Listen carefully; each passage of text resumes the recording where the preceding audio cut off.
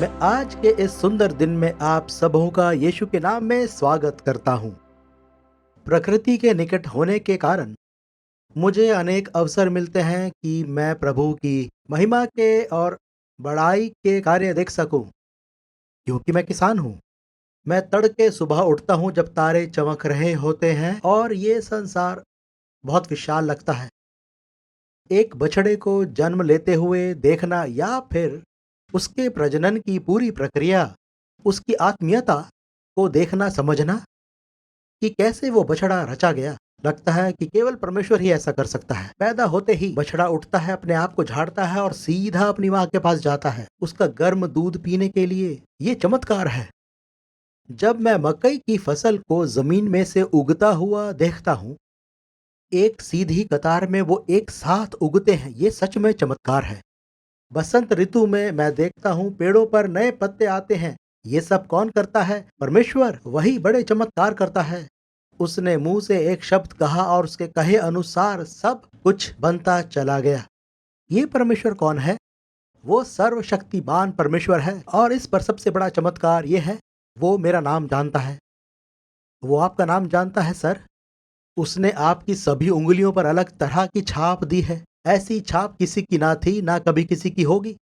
परमेश्वर ने हम सबको व्यक्तिगत रूप से अलग अलग बनाया है। और आदि में वचन था और वचन परमेश्वर के साथ था और वचन परमेश्वर था। उसने संसार की सृष्टि वचन से की।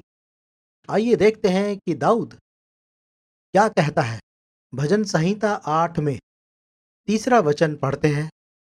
जब मैं आकाश को, जो तेरे हाथों का कार्य है, और चंद्रमा और तारागण को, जो तूने नियुक्त किए हैं, देखता हूं, तो फिर मनुष्य क्या है कि तू उसका स्मरण रखे, और आदमी क्या है कि तू उसकी सुधि ले।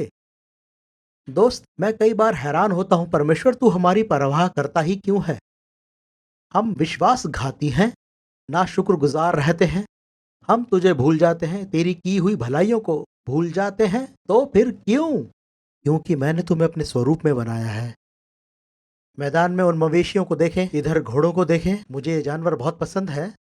वो कुत्ते और वो बिल्लियां, इनमें आत्मा नहीं होती। हमारे समान उनके पास अपना जहन हो सकता है, पर आत्मा नहीं।